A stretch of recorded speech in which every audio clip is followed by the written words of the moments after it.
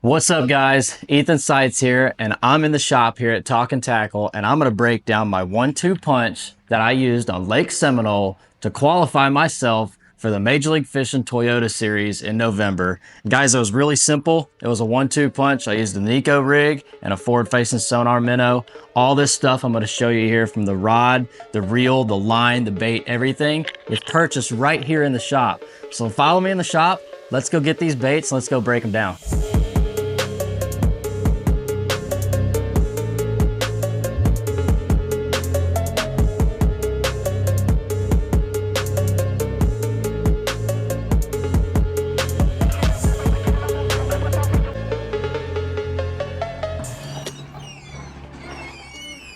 Welcome to Talkin Tackle, everybody. This is probably my second home. If I'm not out on the lake, I'm here at this shop. This place is absolutely unreal. But starting out right here on the right side of the door, probably the biggest hot topic in fishing right now is forward-facing sonar. So we got an array of all kinds of jig heads that you would need for whatever forward-facing sonar minnow you want to throw. But probably my favorite by far is this Mean Mouth Tackle Pro Series.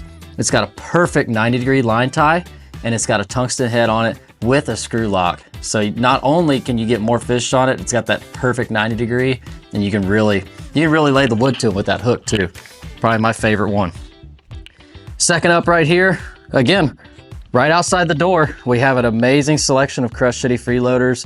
One of the most hot minnows on the market right now. I was throwing this freeloader right here in the white ice color. This thing, there was no other color that I could get bid on. So this was the color, and they overnighted them to me. This was it.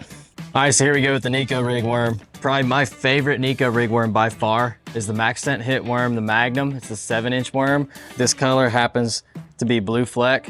I've used a lot of different colors. This color seems to work really good in that South Georgia, north, all the way over and even to South Florida area.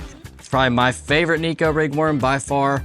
And when it comes to Powerbait, we have you covered on a Powerbait section. Our Powerbait section here is insane. So if you're a big Powerbait fan, this is the place to be. And then we're gonna go over here and we're gonna grab the Neko hacks, the Neko Rig hooks, and the weights. So I'm gonna grab my weights, I'm gonna grab my Neko hacks, and I'm gonna grab my Neko hooks. So I'll hang these out here for the meantime. So every one of these, this was really cool about our shop. Every one of these, the weight, the Neko hack, and the hook, all these are JDM baits. Man, we have a huge amount of JDM stuff here in this shop. It's actually insane. Actually insane what we have here. So this is just a 16th ounce tungsten nail weight. What I like about this one is it really has a lot of grip to it. And then these Neko hacks are really, really cool. To me, the bands stunt your action a lot. These do not suffer your action any, and I catch 4 or 5 fish per worm with this Neko hack. And then of course, Mosquito 1/0 Wacky Rig / Neko style hook. It's got a really good weed guard on it. This has probably become my favorite Wacky Rig and Neko hook, mainly because I can't bend out that hook even when I throw it on heavier line with a heavier spinning pole, which we're gonna talk about that later. But yeah, every one of these, this is the 3 baits, or the 3 little things that I use to rig up that Neko Rig, and every one of these is JDM. The cool part is, all this JDM stuff can be purchased right here in Talkin Tackle. So let's go out to the boat, and I'm gonna show you how I rig up all this. What's up guys? So we're out here in the boat with all the baits we just grabbed in the tackle shop. I'm gonna show you how to rig these 2 up. So first things first though, you probably realize my braid's a little bit different color than some of you guys may be used to. And I'm gonna break it down for you. Man, this is the Cast X12 casting braid. It is a 12 carrier braid that's gonna let you cast your bait probably 15 or 20% further than your regular standard braid. So not only is it a narrower line diameter, it lets you get further away from pressured fish, make a longer cast than your standard angler can do. So you can get to better fish, further away from the boat, further away from your sonar pingings, and you get more bites, making more casts, getting more fish to the boat. Man, you guys really got to check this company out. www.castfishing.co, or you can also find this X12 braid at your local cast dealer. But anyways, let's work on the baits. So the first bait I'm gonna go over is the Crush City freeloader. Man, this bait was like my go-to on day number 2. Both the other days, day number 1, day number 3, was all about that Neko Rig, and we're gonna get into that.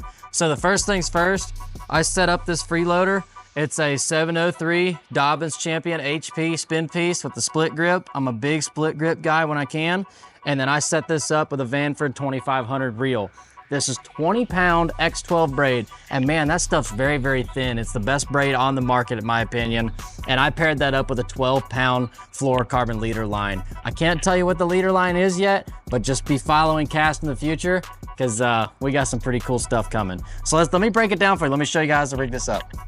All right, so first thing I'm gonna do when I rig up this bit, I'm gonna grab out my forward-facing sonar jig head box. Man, this jig head box has become one of my favorites. It's from 6 Cents Fishing. We have it inside the tackle shop over here. It fits all my sizes from like 16th, 1/8, 3/16 and a quarter. But first thing I'm gonna do is I'm gonna reach in here and grab my meat mouth custom tackle jig head I talked about earlier. And I'm gonna pair that up with my Crush City Freeloader. So one little secret that I like to do is, if you wanna rig this bait up as straight as possible, I like to lay that bait up next to it, just like that. And you can see where the bend of that hook would come out of the top of that plastic. So all I do is just take the top of that plastic with the bend of that hook, and I just like skin hook it a little bit like that. And to see I got that little bit of plastic in there, I just rip that out. So now I have a little mark. So when I come in there with my jig head, of course, I make sure that this dang thing is as straight as possible. It's not gonna be perfect right now, but I'll make sure that that dang hook of the hook point, sorry, comes right out of the back of that minnow. And you screw that thing on there with that screw lock, put you a little dab of glue on there when you do it. And man, you can catch multiple fish on one bait with the addition of this screw lock. It's probably one of my favorite screw locks on the market right now. And there you have it right there. Perfect bait, tie that up with a loop knot, put it on the 703 HP rod with the Vanford reel. Just make sure you're throwing cast braid, and you got that thing ready to rock and roll. Moving on to the next bait. All right, guys, so it's time to unleash the juice here. This was the bait when I was targeting, when I was around those bigger fry garters, which we'll get into that later, what I was looking for. But this was the bait, and it was all about the setup. This is a Phenix rod, 7'1" heavy action spin piece with a 3000 Vanford. And I paired this up with 30-pound cast X12 braid with a 17-pound fluorocarbon leader. I needed that heavier rod with that heavier line and that heavier backbone to really wrench these fish out of that timber. Because man, I was around some big fish. And that's another reason why I like that Mosquito Neko Rig hook, because I cannot bend that hook out when I'm around those big fish in that heavy cover, especially throwing this heavier line. And man, that's the beauty about this cast X12 braid. This 30-pound braid, I can still bomb it. I can still bomb it 100, 110 foot and see it hit the surface on my forward-facing sonar. So man, you guys really need to check out this cast braid. If you're ever in some heavy cover, you need to wrench some fish out, you can upgrade your line size without stunting your casting distance. But let's break into how I rig up this bait with all this cool JDM stuff. All right, guys, so this is how I rig up my Neko Rig with this Powerbait hit worm. And man, first thing I want to say this right off the gate. This is not a bait that I'm going to rig up the night before a tournament. All I'm gonna do is tie on my hook, and I'm gonna get my Neko hack in my weight, and I'm gonna throw it in the bag that I plan to use that morning. This bait has so much scent impregnated in it, I don't wanna rig it up the night before the Derby. So I wanna make sure all that scent gets released on that first flip when I get in there every day of that tournament. So I keep these in the bag for as long as I can. But the first thing I do, this is what's really cool. This is that Neko hack that I'm talking about that we import from Japan here at Talkin Tackle. Man, this thing does not stunt the action of your bait at all, and it's so much better than the standard bands that you see. I'm gonna really show you guys how this works here. Let me get one out, and I'm gonna rig it through this little worm. So first thing, as you see, it's got this T handle, and it's got like a little hole in the center of it. So all I'm gonna do is I'm gonna make sure that T is going perpendicular to the bait, and it's where I'm gonna want that hook point in there. So I'm gonna okay, cool, that's where I want my hook. I'm gonna push that point all the way through there. So now you see this, I got this hook, I got this point out, this T handle is grabbing the bottom side, and I got the hook hole right there, just outside of the skin of that worm. So the medium size works really good for these hit worms. So all I'm gonna do is I'm gonna just take my little cutters, and I'm gonna cut it down to size. That's all I'm gonna do. So now I got a much smaller profile sitting right there. So the next thing I'm gonna do is I'm gonna grab my Mosquito hook. Again, this is another like amazing JDM hook that we can get here at Talkin Tackle. This hook does not bend out, especially with that heavier wire, and it's got an amazing, amazing weedless keeper on it, or weedless, whatever you call that part of it. So all I do with this is just go up through that hook hole perfectly. That hook hole makes it line up great. And look at that right there. That's amazing. It keeps that hook off your worm and it does not stunt the action of that worm at all. And then of course, the third and final thing that I do, I get my little 16th ounce tungsten nail weights. Again, another JDM product that we get here. And look at the ridges on that dang nail weight, man. That thing is really gonna grip, no super glue needed. You just line it up with the head of that worm and you just like shove that puppy in there and just bury it.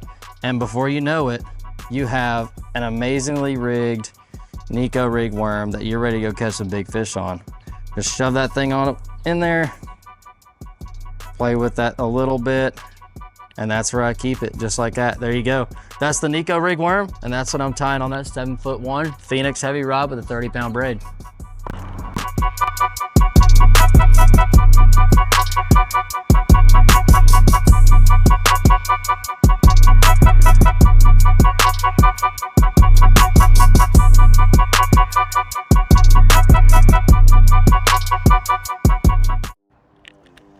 So breaking down my practice time, I decided to spend 85% of my practice almost in Spring Creek. And because Spring Creek was so much cleaner water, it was spring fed, it was always clean. The flint and the hooch were very blowed out, very muddy, a lot of current moving through there. I did actually have some friends that were staying at the house that caught them up the hooch in that cleaner water up there, but I didn't have a whole lot of confidence in that. I didn't want to make the long run. I figured I'd stay up here in Spring Creek, and I found out a pattern. Staying in these creek channels, if you guys can follow my waypoints, just staying in the creek channels like this, I was following them around, marking timber that would hold fish, but then also marking fry garters. So the crazy thing is with these fry garters, I thought it was bait fish at first, but then come to find out, I learned that they was fry garters. I would see bait up high on the timber with two big fish underneath it, and they were just sitting there circling, guarding fry. And that's when that Neko Rig came into play, because I would throw that Neko in that fry and I would shake it around and they would either get it or they wouldn't. And I would give them 1 or 2 casts a piece. And if they didn't bite, I would move on to the next one. I marked way too many fry garters in each area for me to sit there and burn it down for one fish for 30 minutes.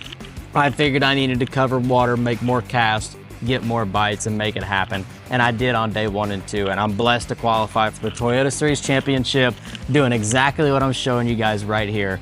Man, I appreciate you guys so much for watching the video, and we'll see y'all in Oklahoma.